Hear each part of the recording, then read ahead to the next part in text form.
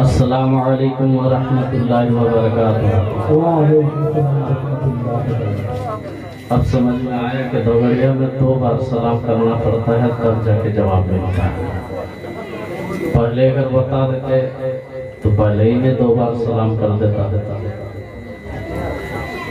الحمدللہ رب العالمین والعاقبۃ للمتقین، الصلاۃ والسلام علی سید المرسلین وعلى آلہ وصحبہ اجمعین، اما بعد۔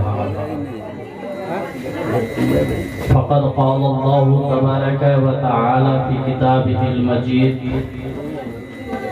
وخطابہ القدیم، اعوذ باللہ من الشیطان الرجیم، بسم اللہ الرحمن الرحیم، یا ایھا الذین آمنوا اتقوا اللہ وکونوا مع الصادقین۔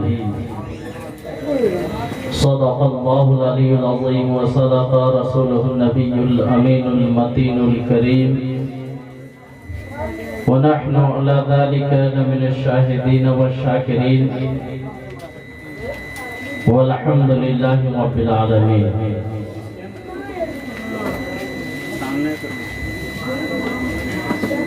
بلا کسی تمہید کے درود پاک پڑھ دیجئے۔ اللہم صلی علی سیدنا و شفیعنا و نبینا و حبیبنا مولانا محمد بارک وسلم، صلی علیہ الصلاۃ والسلام علیک یا رسول اللہ صلی اللہ تعالی علیہ وسلم۔ معزز حضرات، میں نے آپ کو درود پڑھنے کے لیے کہا ہے، کوئی فحش بات پکنے کے لیے نہیں کہا یا نہ کسی کو گالی دینے کے لیے کہا ہے۔ بڑی افسوس کی بات ہے، حالانکہ نبی پاک ارشاد فرماتے ہیں دنیا میں سب سے بڑا بخیل وہ شخص ہے جس کے سامنے میرا نام لیا جائے اور وہ مجھ پر درود نہ پڑھتا ہو۔ سب سے بڑا بخیل، اور میں نے درود ہی تو پڑھنے کے لیے کہا، کوئی ضروری نہیں کہ جو ہم درود پڑھیں وہ بھی آپ پڑھیے، آپ کو جو یاد ہے اس کو پڑھ سکتے ہیں، اپنے نبی ہی پہ تو درود پڑھنی ہے۔ اور درود پڑھنا بے عین ہی عبادت ہے، اس میں کوئی شبہ نہیں ہے۔ چونکہ میرا موضوع اور جلسے کا موضوع الگ تھلگ ہے، اس لیے اس پہ زیادہ گفتگو نہ کروں گا۔ صرف اور ایک روایت سماعت فرما لیجئے تاکہ کوئی عالم آئے اور آپ سے اگر درود پڑھنے کے لیے کہہ دے تو کم سے کم درود کو اپنے ہونٹوں کو کھول کے پڑھے۔ ایک صحابی رسول ہیں، بارگاہ مصطفیٰ میں حاضر آئے اور اپنا واقعہ بیان کیا کہ حضور میں نے رات کو 4 حصے میں بانٹا ہے، 3 حصہ نفل عبادت کے لیے مخصوص کر دیا ہے اور 1 حصہ آپ پر درود پڑھنے کے لیے۔ میرے نبی نے فرمایا بہت اچھا ہے، لیکن اگر اس میں اور کثرت کر دو، درود میں اور اگر کثرت کر دو۔ وہ صحابی رسول دوسری بار حاضر ہو کر عرض کرتے ہیں، یا رسول اللہ، میں نے رات کو 3 حصے میں بانٹا اور 2 حصہ عبادت کے لیے مخصوص کیا، 1 حصہ آپ پر درود پڑھنے کے لیے، کیا یہ میرے لیے اچھا؟ میرے آقا نے فرمایا یہ بہت اچھا ہے، لیکن اگر اس میں اور زیادہ کرو۔ تیسرے دن آکے عرض کرتے ہیں، یا رسول اللہ، میں نے رات کو پھر سے 4 حصے میں تقسیم کیا، اب 2 حصہ درود کے لیے مخصوص کیا، 2 حصہ نفل عبادت کے لیے، کیا میرے لیے اچھا ہے؟ نبی نے فرمایا بہت اچھا ہے، لیکن اگر اس میں اور کثرت کرو۔ وہ صحابی رسول آخر میں آ کے حاضر ہو کے عرض کرتے ہیں، یا رسول اللہ، میں نے رات کو 4 حصوں میں بانٹا ہے، ایک حصہ نفل کے لیے مخصوص کیا اور 3 حصہ آپ پر درود پڑھنے کے لیے مخصوص کیا۔ میرے نبی نے فرمایا کہ تم نے بہت ہی اچھا کیا۔ اب ذرا سوچ کے دیکھیں، درود بعینہ ہی عبادت نہیں تو پھر نبی کرنے کا حکم کیوں نہیں؟ یہ تو روایت ہے، اب قرآن سے پوچھئے کہ درود عبادت ہے یا نہیں ہے، تو قرآن کہیں گے وہ لازوال عبادت ہے۔ لازوال میں اس لیے کہہ رہا ہوں، جس کام کو خدا کرے اور جس کام کو بندہ کرے، دونوں میں بڑا فرق ہوتا ہے۔ فرق ہوتا ہے یا نہیں ہوتا ہے؟ بندہ جو کرتا ہے، بندہ کے موت کے بعد وہ کام رک سکتا ہے، لیکن خدا جو کرتا ہے وہ رک نہیں سکتا، اس لیے کہ خدا کے لیے زوال ہی نہیں ہے، خدا کے لیے زوال نہیں ہے۔ اور قرآن نے کہا ان اللہ و ملائکتہ یصلون علی النبی یا ایھا الذین آمنوا صلوا علیہ وسلموا تسلیما۔ بے شک اللہ اور اس کے فرشتے درود بھیجتے ہیں نبی پر، اے ایمان والو تم بھی درود بھیجو اور خوب سلام کرو۔ اب ذرا سا سوچ کے دیکھیں، جس کو اللہ کرے تو بندے کے کرنے سے کتنا اعلیٰ چیز ہے۔ صرف محض درود ہی ایک ایسی چیز ہے جس کو خود خدا بھی کرتا ہے اور اپنے بندوں کو کرنے کا حکم بھی دے رہا ہے۔ بہرحال درود کا موضوع نہیں ہے، لیکن امید کرتا ہوں کہ بات سمجھ میں آ گئی ہوگی، اور جب بات سمجھ میں آ گئی ہوگی تو ایک بار مجمع سے بلند آواز سے آپ لوگ جس کو جو درود یاد ہے وہی درود اپنے انداز سے دیوانگی اپنے اوپر طاری کر کے بارگاہ مصطفیٰ کے جانب لو لگا کر ذرا درود پاک پڑھ لیجئے۔ اللہم صلی علی سیدنا و شفیقنا و نبینا و حبیبنا مولانا محمد بارک وسلم صلی علیہ صلاۃ و سلام علیک یا رسول اللہ، صلاۃ و سلام علیک یا حبیب اللہ۔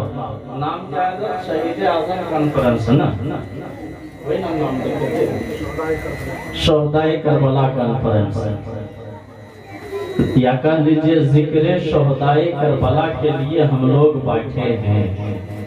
ذکر شہدائے کربلا کے لیے تمامی لوگوں کا اکٹھا ہونا مقصد ہے ذکر شہدائے کربلا۔ سیدنا خواجہ معین الدین چشتی فرماتے ہیں شاہ ہست حسین بادشاہ ہست حسین، شاہ ہست حسین بادشاہ ہست حسین، دی ہست حسین دی پناہ ہست حسین، دی ہست حسین دی پناہ ہست حسین، سردار ندار دست در دست یزید، سردار ندار دست در دست یزید، حقا کہ بنائے لا الہ ہست حسین۔ اب اس کا فارسی میں ترجمہ تھوڑا سا سن لیجئے، فارسی کا ترجمہ اردو میں سن لیجئے۔ حضرت سیدنا خواجہ معین الدین چشتی نے فرمایا شاہ ہست حسین یعنی بادشاہ حسین ہے، شاہ بھی حسین ہے، بادشاہ بھی حسین ہے۔ آگے فرماتے ہیں دین بھی حسین ہے، دی پناہ بھی حسین ہے۔ آگے چل کر دیکھیے، آپ فرماتے ہیں سرداد یعنی اپنے سر کو دے دیا، سرداد نداد دست در دست یزید، یزید کے ہاتھ میں اپنے ہاتھ کو نہیں دیا بلکہ سر کو دے دیا، یزید کے ہاتھ میں اپنے ہاتھ کو نہیں دیا۔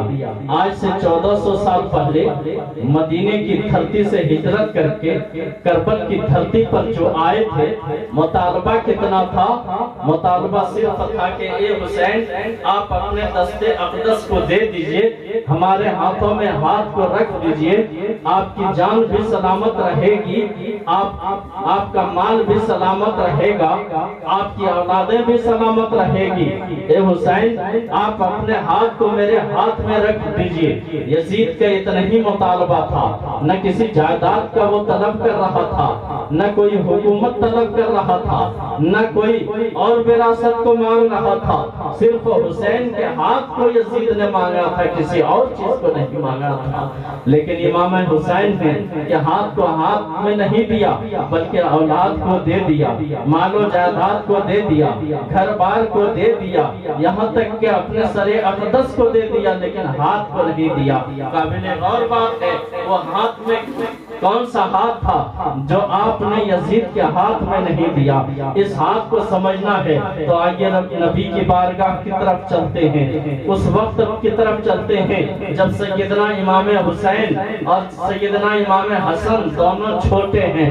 ایسے وقت میں نبی نے فرمایا تھا، کیا فرمایا تھا؟ ذرا ذہن کو قریب کیجئے اور قریب کر کے سمجھنے کی کوشش کیجئے۔ میرے نبی نے فرمایا تھا الحسین منی وَأَنَا مِنَ الْحُسَيْنِ۔ اس کا ترجمہ ہے حسین مجھ سے ہے اور میں حسین سے ہوں۔ ترجمہ سن لیجیے گا اور سمجھنے کی کوشش کیجیے گا۔ حسین مجھ سے ہے اور میں حسین سے ہوں۔ ابھی میں تقریر نہیں کر رہا ہوں بلکہ تمہید باندھ رہا ہوں۔ تمہید کو آپ پہلے سمجھ لیجئے تب تقریر سمجھ میں آئے گی۔ اس لیے ذرا سا ذہن کو حاضر کیجئے، میری بات بڑی باریک ہوگی اور سمجھنے کی ضرورت پڑے گی۔ اگر آپ نے حاضر اپنے دماغ کو رکھا تو یقیناً ایسا نہ ہو کہ مولوی صاحب نے کہا پیاز کھانا حرام ہے اور لوگ جا کے پیاز اپنے گھروں سے پھینکنا شروع کر دیا۔ ایسا نہیں ہونا چاہیے۔ اس لیے آپ لوگوں کا دماغ حاضر ہے؟ ارے بھئی آپ لوگوں کا دماغ حاضر ہے نا؟ زور سے ایک بار ہاتھ اٹھا کے کہیے تو یا حسین یا حسین یا علی۔ اب ذرا سا ذہن کو قریب کیجئے۔ میرے نبی نے فرمایا تھا الحسین منی وَأَنَا مِنَ الْحُسَيْنِ، اور ایک روایت میں ہے فرمایا تھا الحسن منی وَأَنَا مِنَ الْحَسَنِ، یعنی حسین مجھ سے ہے اور میں حسین سے ہوں۔ ایک جگہ فرمایا حسن مجھ سے ہے اور میں حسن سے ہوں۔ بات سمجھ میں آنے والی تو تھی لیکن تھوڑی بہت وہاں پھنسنے والی بھی بات ہے۔ ایک کوئی باپ اگر کھڑے ہو کے، یہاں صدر صاحب آپ ہیں نا، صدر صاحب اگر اپنے بیٹے کا نام لے کے کہیں کہ میرا بیٹا مجھ سے ہے تو پورا دھوگڑیا والے سمجھ جائیں گے کہ ان کا بیٹا ہے اس لیے کہا مجھ سے ہے، ان کی نسل سے کہا اس لیے سمجھ میں آئے گی بات کہ ان کی نسل سے ہے اس لیے کہا مجھ سے ہے۔ لیکن پلٹ کر اگر یہ کہیں کہ میں ان سے ہوں یعنی اپنے بیٹے سے ہوں تو یہ بات ذرا سمجھ سے پرے لگتی ہے۔ ٹھیک اسی طرح نبی نے فرمایا حسین مجھ سے ہے، بات تو سمجھ میں آئی، اس لیے کہ نبی کی نواسی، نبی کی بیٹی حضرت فاطمہ اور ان کا بیٹا حضرت حسن، گویا کہ نبی کی نسل تو بیٹی سے چلی ہے، اور جب چلی ہے دنیائی تاریخ نے جب دیکھا ہے کہ نبی کی نسل بیٹی سے چلی ہے تو بات سمجھ میں آ گئی کہ امام حسین نبی کی نسل سے ہیں، اس لیے کہہ دیا میں حسین مجھ سے ہیں، لیکن نبی حسین سے کیوں کر ہو سکتے ہیں، حسن سے کیوں کر نبی ہو سکتے ہیں؟ آخر معمہ کیا ہے، راز کیا ہے، وجہ کیا ہے؟ اگر اس وجہ کو سمجھیں گے تو آپ کو پیچھے پلٹ کر جانا پڑے گا۔ قابل غور بات ہے یا نہیں؟ اگر باپ کہے کہ بیٹا مجھ سے ہے تو یہ تو بات سمجھ میں آتی ہے، لیکن کہے میں بیٹا سے ہوں تو یہ سمجھ میں آ رہی ہے؟ اگر دھوگڑیا والوں کو سمجھ میں آ رہی ہے تو مجھ کو بھی سمجھا دیجیے، کیا سمجھ میں آ رہی ہے کیا؟ ارے بھائی زور سے بولیے نا، عالموں کے پاس نہیں بولیے گا کہاں جا کے بولیے گا؟ یہاں بولیے گا، اگر غلط بولیے گا تو لوگ اصلاح کر دیں گے۔ بہت سارے علماء کرام بیٹھے ہیں جو اصلاح کر دیں گے، اور چائے کی دکان پہ جا کے بولیے گا وہاں فتویٰ دیجیے گا تو بھلا کون اصلاح کرے گا؟ اس لیے عالموں کے پاس بولنا سیکھیے، ہے نا؟ کہہ دیجئے یا حسین۔ اب ذرا سا ذہن کو قریب کیجئے، اگر کوئی باپ پلٹ کر کہے کہ میں اپنے بیٹے سے ہوں تو یہ سمجھنے والی بات نہیں ہے اور نہ سمجھ میں آنے والی بات ہے۔ اس کو سمجھنا ہے تو پیچھے چلنا پڑے گا۔ آج سے پہلے حضرت آدم علیہ السلام سے لے کر حضرت عیسیٰ علیہ السلام کتنے انبیاء کرام آئے؟ آپ لوگوں سے پوچھ رہے ہیں کتنے انبیاء کرام آئے؟ 1,24,000 چلیے ماشاءاللہ 1,24,000 یا 2,24,000 دو طرح کی روایت ہے، اس لیے لوگ بولتے ہیں کم و بیش 1,24,000. کم و بیش کہنے کی وجہ یہی ہے کہ کسی روایت میں 2,24,000 ہے، کسی میں 1,24,000 ہے، اس لیے کم و بیش کا لفظ لگا دینا چاہیے چاہے جو روایت صحیح ہو جائے، 1,24,000 ہو یا 2,24,000 ہو، لیکن لاکھ کے بعد 24,000 ہی ہے. اب ذرا سا پلٹ کر آئیے، عام امتوں میں سب سے افضل امتی کون؟ امت محمدیہ ہے. اور امت محمدیہ سے افضل جماعت کون؟ انبیاء کی جماعت ہے. انبیاء میں سب سے افضل جماعت کون؟ رسولوں کی جماعت ہے. اور رسولوں میں سب سے افضل کون؟ میرے رسول ہیں. رسولوں میں سب سے افضل میرے رسول ہیں. اب آئیے ذرا سا پلٹ کر میں آپ کو مجاز دینا چاہتا ہوں. جب نبی کو پیدا کیا تو افضل مخلوق بنا کر رب کائنات نے پیدا کیا اور تمام لوگوں پر ان کی فضیلتیں رکھی، ان کے مرتبے کو بلند کیا. اب جب امام الانبیاء کو پیدا کیا تو ان کے مرتبے اور بڑھا دیے گئے. اب ذرا سا آئیے، جب عام امتوں سے نبی کی زندگی افضل ہو گئی تو جب موت کی باری آئی تو انبیاء کرام کی موت بھی افضل ہوئی. کسی کو شہادت سری مل گئی، کسی کو شہادت جہری مل گئی، یعنی تمام نبیوں کی جو موت ہوئی وہ شہادت کی موت ہوئی تاکہ عام امتوں سے وہ افضل موت ہو جائے، عام امتوں سے اعلیٰ موت ہو جائے. آدم علیہ السلام سے لے کر حضرت عیسیٰ علیہ السلام تک جتنے انبیاء کرام آئے وہ شہید ہوئے سوائے 4 کے جن کی ابھی موت نہیں ہوئی ہے، لیکن ان کی بھی موت ہوگی. لیکن جتنے کی موت ہوئی وہ سب کے سب شہید کی موت مرے ہیں، کوئی عام موت نہیں مرے، تاکہ امتوں سے وہ افضل ہو جائے اور ان کی زندگی اور ان کی موت بھی امتوں سے افضل ہو.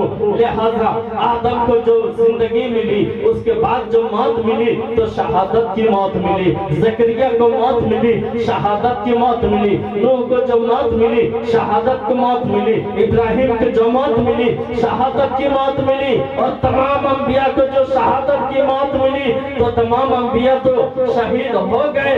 لیکن جب باری آئی محبوب پروردگار کی، اس ذات کی باری آئی جو وجہ تخلیق کائنات ہے، اس ذات کی باری آئی جس کی وجہ سے رب نے اپنی ربوبیت کو ظاہر کیا تھا، اس ذات کی باری آئی جس کی وجہ سے زمین بنی تھی، اس ذات کی باری آئی جس کی وجہ سے یہ انبیاء پیدا ہوئے. تو رب کی رحمت نے گوارا نہ کیا کہ میرا محبوب ہو اور کسی ظالم کی تلوار ہو، میرا محبوب ہو اور کوئی ظالم اس پر ظلم اٹھاتے ہوئے شہادت کے گھاٹ کو اتار دے. اس لیے رب کائنات نے اس شہادت کو 2 حصوں میں تقسیم کر دیا. تمام نبیوں کو ایک ہی شہادت ملی تھی، لیکن امام الانبیاء کو 2 شہادت ملی. ایک شہادت سری تھی، ایک شہادت جہری تھی. شہادت سری کے لیے اور شہادت جہری کے لیے رب کائنات نے 2 ذات کو پیدا کیا. ایک ذات کا نام شبر پڑا، دوسری ذات کا نام شبیر پڑا. یعنی ایک کا نام شبر ہوا، دوسری کا نام شبیر ہوا. اگر عربی میں کہہ لیا جائے تو ایک کا نام حسن ہوا، دوسرے کا نام حسین ہوا. اور دونوں ذات کو جب پیدا کیا تو شہادت کی تقسیم کی باری آئی. غور کیجئے گا، ذہن حاضر ہے نا؟ اگر ذہن حاضر ہے تو حاضر ہی رکھیے گا، ورنہ میں پہلے ہی بولا ہوں کہیں ایسا نہ ہو کہ آدھی بات کو سنیں اگر آدھی بات کو چھوڑ دیں تو ایسا نہ ہو کہ آدھی بات آپ کے ذہن میں رہے اور آدھی بات آپ کے ذہن میں نہ رہے. اس لیے غور کیجئے گا. اب شہادت کی تقسیم کی باری آئی اور ذات مصطفیٰ کے لیے جو ذات پیدا ہوئی. یہاں اور ایک نکتے کی بات بتا دوں، یہ دونوں صاحبزادے جو ہیں कमर से ऊपर इमाम हुसैन नबी की सूरत में थे, यानी कमर से ऊपर जो थे वो बेऐन ही लगते थे कि नबी की मुशाबिहत है, और कमर से नीचे इमाम हसन नबी की सूरत में थे। अगर दोनों साहबजादे को मिला दिया जाए तो एक तस्वीर आती थी जिसे हम मोहम्मद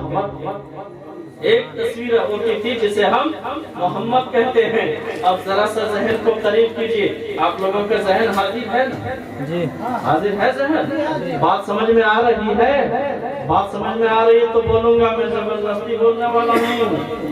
मेरी आदत है, मैं दीन को दरसगाह में बैठ के पढ़ाता हूँ, और अगर रात को बोलता हूँ तो वहाँ बच्चों को नहीं बल्कि बच्चों के बाप को पढ़ाता हूँ, ताकि बात समझ ले। अब जरा सा जहन को करीब कीजिए। शहादत की तकसीम की बारी आई। आपने एक वाकया सुना होगा, अपने इमामों से तकरीर में सुना होगा। क्या? एक दिन हजरत हसनैन करीमैन यानी दोनों साहबजादे बैठकर तख्ती लिख रहे थे। ये वाकया सुने हैं ना? तख्ती लिख रहे थे। अब तख्ती लिया तो हसन ने हुसैन से कहा मेरी तख्ती खूबसूरत है, और हुसैन ने हसन से कहा मेरी तख्ती खूबसूरत है। दोनों भाई में तनाज़ो हो गया। चले अम्मा के पास। अम्मा के पास कहा अम्मा जान दोनों की तख्ती देखें। भाई कहते हैं मेरी तख्ती खूबसूरत है, मैं कहता हूँ मेरी तख्ती खूबसूरत है। माँ ने कहा बेटा अब्बा के पास जाओ। माँ ने सोचा अगर मैं हसन की तख्ती खूबसूरत कर दूं तो इसका दिल हुसैन का दिल टूटेगा, हुसैन को कह दूं तो हसन का दिल टूटेगा। अब दोनों ने अब्बा के पास जाके ये मुकद्दमा पेश किया। अब्बा ने कहा वाकया सुनाना मकसद नहीं, अब्बा ने कहा नाना के पास जाओ। अब नाना की बारगाह में जब दोनों पहुंचे तो हजरत जिब्रील अमी हाजिर आए। कहा या रसूल अल्लाह इसका फैसला रब्बे कायनात करेगा। क्या रब्बे कायनात करेगा? अब दोनों की तख्ती रख दी गई। एक रिवायत में है कि जन्नत से सेब लेकर हजरत जिब्रील आए, और आने के बाद आपने सेब को उछाल दिया। कहा जिसकी तख्ती पे सेब गिर जाए उसी की तख्ती ज्यादा खूबसूरत है। यही रिवायत सुने हैं ना? लेकिन कुर्बान जाइए, यहाँ तख्ती की लड़ाई नहीं थी, बल्कि इमाम हुसैन के गुलामों के गुलामों के गुलामों के गुलामों के गुलाम आपको जहन दे रहा है कि यहाँ तख्ती की लड़ाई नहीं थी, बल्कि यहाँ शहादत की लड़ाई हो रही थी। यहाँ तख्ती की खूबसूरती और जीनत की लड़ाई नहीं थी, बल्कि यहाँ तो लड़ाई थी किसके हक में शहादत सिर्री जाएगी, किसके हक में शहादत जहरी जाएगी। जब जिब्रील अमी ने सेब उछाला है तो आप देखेंगे आज भी कोई सेब अगर खरीदते हैं तो एक तरफ उसका रंग ज्यादा लाल होता है, एक तरफ हरा माइल होता है। जिब्रील ने कहा था या रसूल अल्लाह जिसके तख्ती पर लाल रंग गिरेगा उसके लिए शहादत जहरी होगी, और जिसके तख्ती पर हरा रंग गिरेगा उसके लिए शहादत सिर्री होगी। नारे तकबीर, नारे तकबीर, नारे रिसालत, नारे रिसालत। जिक्र हुसैन करबला, जिक्र हुसैन करबला। नारे तकबीर, नारे रिसालत। अब तख्ती पे उछाल दिया है। इमाम हसन की तख्ती एक तरफ है, इमाम हुसैन की तख्ती एक तरफ है। सेब अपने आप को दो टुकड़े में बांटा है, सेब ने अपने आप को दो हिस्सों में बांटा है। हरा रंग जाके हसन की तख्ती पे गिर रहा है, और लाल रंग जाके हुसैन की तख्ती पे गिर रहा है। यहीं से मिजाज मिल गया कि हरा रंग जो गिरा तो शहादत सिर्री के लिए गिरा है, और लाल रंग जो गिरा है वो शहादत जहरी के लिए गिरा है। इसलिए कि इन नवासों का मामला ही ऐसा था। अगर मैं एक बात बीच में कह दूं, अपने मौजू को थोड़ी देर के लिए मौकूफ करके इस मौजू को हटा के अगर बोल दूं कि अरे हसनैन करीमैन की जात तो वो जात है जिसके लिए शरीयत ने भी कभी अपने लिए हुक्म को बदल दिया है। बदला है या नहीं बदला है? आप लोग सुने हैं ना? अगर नहीं सुने हैं तो मैं सिर्फ मिसाल देके आपको समझा देना चाहता हूँ। भगड़िया में अभी कुछ लोग ईशा की नमाज पढ़ के आए होंगे, भलो सभी लोग नहीं पढ़े होंगे, इसलिए कि आज के दौर में अक्सर लोग वीकली होते हैं।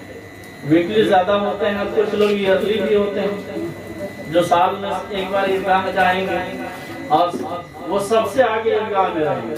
और ईदगाह जाने के लिए जानते हैं, अगर आदमी के बस की बात हो तो बांस लेके चांद को 2 दिन पहले निकाल देगा। 1 दिन तो दूर की बात है, 2 दिन पहले निकालने की कोशिश करेगा ताकि किसी तरह रोजा खत्म हो जाए। होता है या नहीं होता है? जी, जो आलिम है वो ज्यादा उछल कूद नहीं करेंगे, लेकिन जो पूरे रमजान रोजा नहीं रखते हैं वही ईद के चांद के लिए ज्यादा उछल कूद करेंगे कि रेडियो में खबर दिया फला जगह से बस ईद हो रही है, मोबाइल में फोन आया फला जगह ईद हो रही है।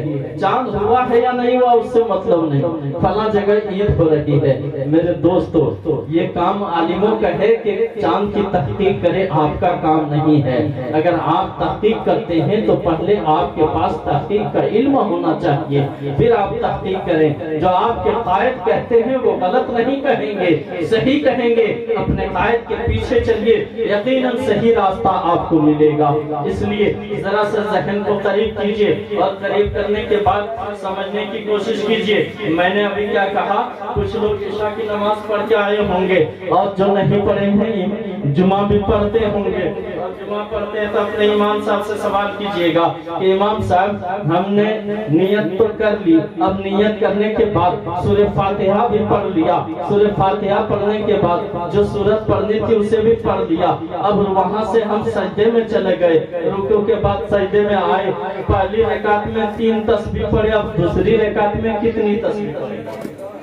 क्या होगा जवाब इमाम साहब का कि पहली में अगर 3 पढ़े तो दूसरी में भी 3 ही पढ़ी, यही ना कहेंगे? ये तो नहीं कहेंगे कि पहले में 3 पढ़े थे दूसरे में 11 तस्बीह पढ़े। ऐसा है क्या? नहीं ना है, ऐसा नहीं है। अगर पहली में 3 तो दूसरी में भी 3, पहले में 5 तो दूसरे में भी 5, पहले में 7 तो दूसरे में भी 7, और पहले में 11 तो दूसरे में भी 11। लेकिन कुर्बान चाहिए, मेरे नबी आज से 1400 साल पहले मदीने की धरती पर सहाबा की जमात है, दुनियाए इस्लाम के हादी मोहम्मद रसूलुल्लाह सल्लल्लाहु अलैहि वसल्लम हैं जो इमाम बने हैं और सहाबा को नमाज पढ़ा रहे हैं। तमाम लोग सजदे में गए, एक सजदा हो चुका है, दूसरे सजदे के लिए जैसे ही मेरे आका ने अपने सर को सजदे में रखा है, इमाम दोनों साहबजादे छोटे हैं, इमाम हुसैन जाते हैं, पुश्ते अनवर पर सवार हो जाते हैं। सहाबा इंतजार कर रहे हैं कि मेरे नबी सरे नाज़नीन को उठाएंगे, लेकिन मेरे नबी ने सजदे को तूल देना शुरू किया है। अब 3 तस्बीह नहीं, 7 तस्बीह नहीं, 9 तस्बीह नहीं, 11 तस्बीह नहीं, 17 तस्बीह नहीं, 21 तस्बीह नहीं, बल्कि मुकम्मल 72 तस्बीह पड़े हैं। तारीख को उठाकर देखिए, इमाम हुसैन पुश्ते अनवर पर सवार है, लेकिन पहली रकात में तस्बीह कम है, दूसरी रकात में मुस्तफा है, तो मुकम्मल 72 तस्बीह पड़े हैं। अब मुस्तफा से सवाल कीजिए, या रसूल अल्लाह 72 ही तस्बीह क्यों पढ़े थे? वह 21 तस्बीह भी पढ़ सकते थे, 51 भी पढ़ सकते थे, 101 भी कर सकते थे, 72 पे क्यों समेटा है? तो मुस्तफा ज़बान हाल से नहीं बल्कि हाल से जवाब देंगे कि लोगों सुनो, उसी वक्त में करबला की निशानदेही कर रहा था कि हुसैन मैंने तेरे लिए सजदा को तूल किया है, और इस सजदे को जो तुम बचाओगे तो तुम तन्हा नहीं, तुम्हारे साथ 72 होंगे। कितने होंगे? 72। कितने गए थे करबला में? 72 लोग गए थे ना। 72 नुफूस कुदसिया थी जो करबल में गए थे, तो उस सजदे ही ने हमें पता दे दिया, और उसी वक्त पता मिल गया कि 72 लोग जाओगे। अब जरा मिजाज पलटिए, पहली रकात में कम तस्बीह और दूसरी रकात में ज्यादा तस्बीह। शरीयत ने अपने अंदर लचक पैदा किया या नहीं किया? पैदा किया या नहीं किया? अब जरा सा और आगे बढ़ के आइए। आपके गांव के इमाम हैं अजीजी मौलाना कलाम, अगर जुमा के दिन खुतबा दे, आप पहले खुतबा दे चुके हो, दूसरे खुतबा के लिए बैठे हो, ایسے وقت میں دوسرے خطبہ کے لیے جب اٹھا ان کا بیٹا اگر لڑکھڑاتے قدموں سے مسجد میں گھس جائے تو کیا کہیے گا؟ کیا آپ خطبہ چھوڑ کے پہلے بیٹے کو سنبھال لیجئے کہیے گا؟ اگر کسی طرح چھوڑ کے اور ممبر سے اتر کے اپنے بیٹے کو گود لے لیا تو جانتے ہیں جمعہ کے بعد ہی لوگ ڈنڈا لے کے دھگڑیا والے کھڑے ہو جائیں گے. کیا ہوا کہ امام صاحب نے خطبہ ڈسٹرب کر دیا, ابھی نہیں یہاں سے بھگاؤ. کہا ہے بھائی بولا بیچ میں خطبہ چھوڑ کے اپنے بیٹے کو جا کے پکڑ لیا. اب نماز جمعہ ہوئی یا نہیں پتا نہیں, انہیں یہاں سے جلدی بھگا دو. اب مجاز دینا چاہتا ہوں, میرے آقا خطبہ دے رہے ہیں اور خطبہ دینے کی حالت میں حضرت حسنین کریمین ابھی چھوٹے ہیں, لڑکھڑاتے قدموں سے مسجد نبوی میں داخل ہو جاتے ہیں. جیسے ہی آقا نے دیکھا ہے خطبہ کو چھوڑ دیا اور اپنے نواسے کو اٹھا کے سینے سے لگا دیا. کسی صحابہ نے یہ نہیں کہا تھا یا رسول اللہ نماز جمعہ نہیں ہوگی. ارے وہ لوگ جن کا کردار ہی شریعت ہو ان کے لیے کیا کریں؟ نعرہ لگا لیں نعرہ تکبیر, نعرہ تکبیر, نعرہ رسالت, نعرہ رسالت, ذکر حسین کربلا, ذکر حسین کربلا. نعرہ تکبیر, نعرہ رسالت.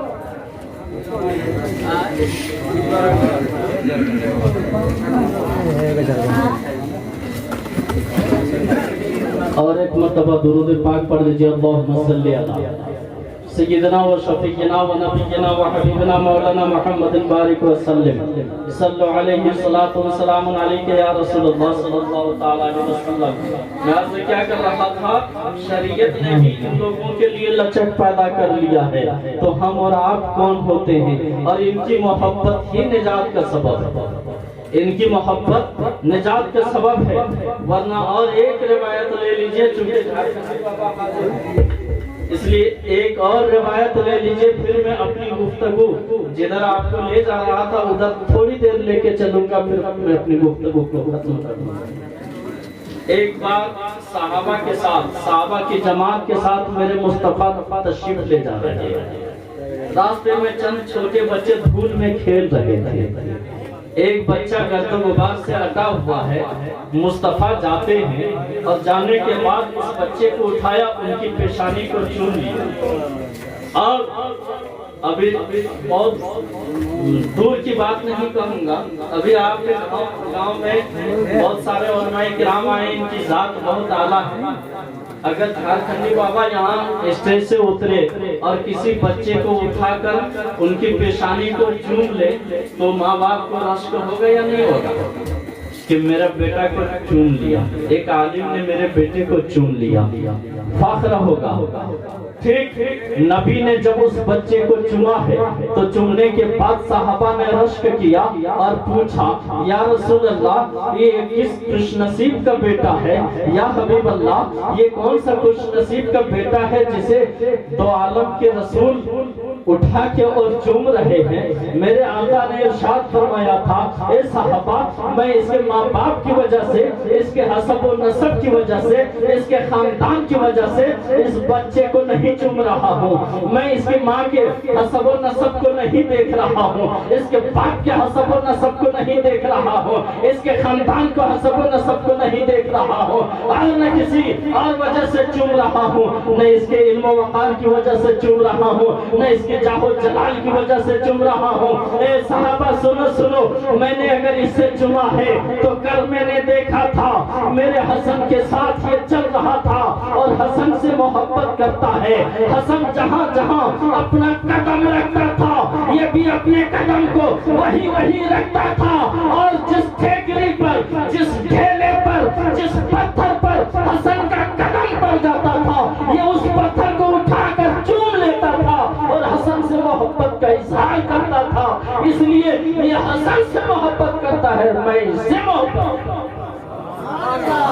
اب ذرا سوچ کر دیکھیے کیا فرمایا, یہ حسن سے محبت کرتا ہوں, میں اس سے محبت کرتا ہوں. پتہ چلا یہ صاحبزادوں سے محبت کرنا نجات کی دلیل ہے. اس لیے جس سے صاحبزادے سے جو محبت کریں گے رسول ان سے محبت کریں گے، اور جن سے رسول محبت کریں گے خدا کیا کریں گے؟ خدا خدا ان سے محبت کرے گا۔ اب ذرا سا ذہن کو لیجیے اور سمجھنے کی کوشش کیجیے۔ میں نے شروع میں کہا تھا، کیا کہا تھا؟ میرے نبی نے فرمایا الحسین منی و انا من الحسین، حسین مجھ سے ہے اور میں حسین سے ہوں۔ ایک بات تو سمجھ میں آ گئی کہ حسین مجھ سے ہے، یہ بات تو سمجھ میں آ گئی، اس لیے کہ مصطفیٰ کے نسل سے ہے تو حسین مجھ سے ہے، مصطفیٰ کے نسل سے پیدا ہوئے تو نبی سے حسین ہے، یہ بات سمجھ میں آ گئی۔ لیکن پلٹ کر کہا میں حسین سے ہوں۔ اب اسی میں مجاز دے رہا تھا، تمام نبیوں کی موت ہوئی اور شہادت کی موت ہوئی، لیکن میرے مصطفیٰ کی جب باری آئی تو رب کی رحمت نے گوارا نہ کیا کہ مصطفیٰ کا سر ہو اور کسی ظالم کی تلوار ہو، مصطفیٰ کی گردن ہو کسی ظالم کی تلوار ہو، اس لیے دو ذات کو پیدا کیا، ایک ذات کا نام حسین رکھا، ایک ذات کا نام حسن رکھا، اور ایک ذات کو نبی کی کمر سے لے کر سر تک مشابہت کر دیا، ایک ذات کو کمر سے لے کر پیر تک مشابہت کر دیا۔ اب دونوں ذات کو دیکھیے، دونوں میں شہادت کی تقسیم ہوئی تو حسین کے حق میں شہادت جہری آئی، حسن کے حق میں شہادت سری آئی۔ اب ذرا سا تاریخ کو الٹ کر دیکھیے، اب جب حسن کی شہادت جب زہر سے ہو گئی، نبی کی شہادت سری ہو گئی، اور حسین کی شہادت جب کربلا کی دھرتی پہ ہو گئی تو نبی کی شہادت جہری ہو گئی۔ پتہ چلا ابتدا نبی سے ہے، لیکن نبی کی شہادت کی انتہا دونوں صاحبزادوں پر ہے، اس لیے نبی نے فرمایا وَأَنَا مِنَ الْحُسَيْن، اور میں حسین سے ہوں، یعنی میری شہادت کی تکمیل حسین سے ہے۔ درود پاک پڑھیں، اللہم صلی علی سیدنا حبیبنا مولانا محمد البارک وسلم، صلو علیہ صلاۃ و سلام علیک یا رسول اللہ، صلاۃ و سلام علیک یا حبیب اللہ۔ اس لیے دوستو ان صاحبزادوں کا مرتبہ کیا ہی کہنا ہے، بلکہ فطرت نے بھی کبھی اپنے قانون کو بدل لیا ہے، کبھی شریعت نے اپنے اندر لچک پیدا کر لیا ہے، لیکن آئیے کربلا کی دھرتی کو ذرا ایک نظر اس پہ ڈالیں۔ 10ویں محرم کی شب جو تھی، اس شب میں کیسے لوگوں نے گزارا ہے، دونوں طرف سجدوں کی حالت تھی، لیکن حالت میں حقیقت میں بدلاؤ تھا، اور ذرا سا قریب آئی۔ آج جو محرم مناتے ہیں تو ڈھول تماشا اور نشہ بازی یہ عام ہوتا جا رہا ہے، پتہ نہیں ڈوگڑیا میں ہے یا نہیں ہے، اگر نہیں ہے تو اللہ کرے نہ ہو۔ محرم منانا کیسے اٹھو پتہ ہے ذرا؟ محرم منانا بالکل جائز ہے، بالکل جائز ہے، لیکن محرم کی طرح منائے۔ محرم کو عاشورہ اور اس سے ایک دن پہلے 9ویں 10ویں کو روزہ رکھیے، شب عاشورہ کو عبادت کیجیے، چاند نظر آ جائے شہدائے کربلا کے نام سے قرآن خوانی کیجیے، لیکن یہ ڈھول اور تماشا کا نام محرم نہیں ہے۔ محرم جو شرعی اعتبار سے جس کو ہم محرم کہتے ہیں وہ محرم عاشورہ کے سامنے عبادت کرنا۔ اگر آپ محرم کی حقیقت کو دیکھیں گے تو چلیے فلک پر پیچھے چلیے۔ میرے نبی ایک بار راستے سے گزر رہے تھے، یہودیوں کو روزہ رکھتے ہوئے دیکھا تو کہا کس وجہ سے روزہ رکھ رہے ہو؟ تو یہودیوں نے اپنی تاریخ کو بتایا تھا کہ ہمارے نبی کو یہ ہوا تھا، ہمارے نبی کو یہ ہوا تھا۔ میرے آقا نے ارشاد فرمایا کہ تم سے زیادہ ہم ان نبیوں کو ماننے والے ہیں، لہٰذا اپنی امتوں کو حکم دیا تم بھی روزہ رکھو، لیکن وہ ایک روزہ رکھتے ہیں تم دو روزہ رکھو۔ اب 2 روزے کا حکم ملا، جب تک رمضان کا روزہ فرض نہیں ہوا تب تک روزہ اسی کا فرض رہا۔ جب رمضان کا روزہ فرض ہو گیا تو کہا آپ جس کا جی چاہے وہ رکھے، جس کا جی نہ چاہے وہ نہ رکھے، وہاں سے اختیار دے دیا گیا، یعنی مستحب ہو گیا۔ ٹھیک ہے، اب ذرا سا محرم کی اور تھوڑی سی حقیقت کو سمجھ کے دیکھیے۔ صرف کربل کی دھرتی کو آپ دیکھ رہے ہیں، محرم ہی کی 10ویں تاریخ کو وہ مہینہ ہے جس دن آدم کی توبہ قبول ہوئی تھی۔ محرم ہی کی تاریخ وہ تاریخ ہے جس دن حضرت ابراہیم کو کے اوپر آگ گلزار ہوئی تھی۔ محرم ہی کی وہ مہینہ ہے جس دن نوح کی کشتی جودی پہاڑی پہ لگی تھی۔ محرم ہی کا مہینہ ہے جس دن زکریا علیہ السلام پر آرا چلایا گیا تھا۔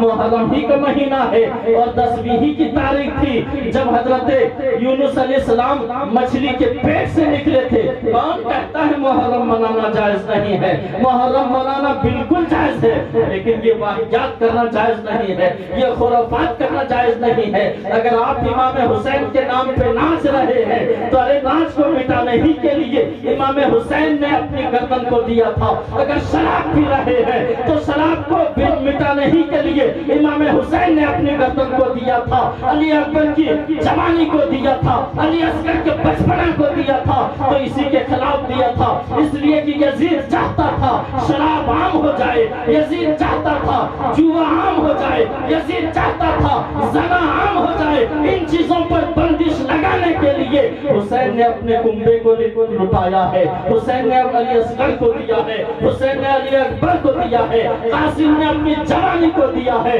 عباس نے اپنے بازو کو دیا ہے۔ اگر دیا ہے تو انہی چیزوں کے لیے دیا ہے، اور اگر ہم ان چیزوں کو مٹا کے محرم مناتے ہیں تو یہ صراحتاً غلط ہے۔ محرم منانا جائز ہے، لیکن منانے کی طرف منائیے۔ میرے دوستوں اور میرے بزرگوں، اب ذرا سا آپ بھی سوچ کے بتائیے نا، تاریخ کو اٹھا کر دیکھیے اور دیکھنے کے بعد سمجھنے کی کوشش کیجئے۔ آپ بتائیے، میں کھگڑیا والوں سے سوال کر رہا ہوں، کسی کا اگر جوان بیٹا گھر میں ہو اور اگر اس کی وہ شہید ہو جائے، مر جائے، اور اس کے سینے میں بھالا گھسے ہوئے ہو، کیسا بھالا؟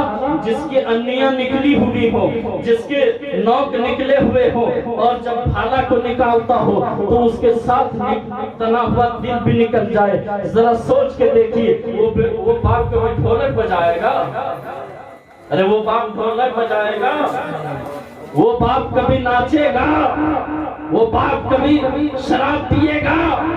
نہیں۔ اب ذرا سب پلٹ کر آئیے، اکبر کی جوانی لوٹ رہی ہے، امام حسین اپنے بازوئے اقدس سے اٹھاتے ہیں، اور جب بھالے کو نکالتے ہیں تو تاریخ بتاتی ہے کہ اکبر کا تنا ہوا دل بھی نکل گیا تھا۔ آپ بھی بیٹے والے ہو، آپ ذرا سوچ کر بتاؤ، آپ کے گھر میں کوئی بیٹا اگر انتقال ہو جائے تو کیا آپ ڈھول بجائیں گے؟ پھر شریعت پہ کیوں الزام کہ کیسے محرم مناتے ہیں؟ شریعت نے یہ محرم منانے کے لیے نہیں کہا۔ شریعت نے جس محرم کو منانے کے لیے کہا ہے وہ محرم منائیے۔ میں دعوے سے کہتا ہوں کہ کوئی آپ پر اعتراض نہیں کر سکتا ہے۔ آئیے، میرے آقا فرماتے ہیں 10ویں محرم کو اگر اپنے گھر میں کوئی بہترین کھانا بنائے اور اپنے بال بچوں کو کشادگی کے ساتھ کھلائے، فراوانی کے ساتھ کھلائے، اور غریبوں کو بھی کھلائے، رب کائنات اسے کبھی سال بھر اسے رزق کا محتاج نہیں بنائے گا۔ یہ تو کریں گے نہیں۔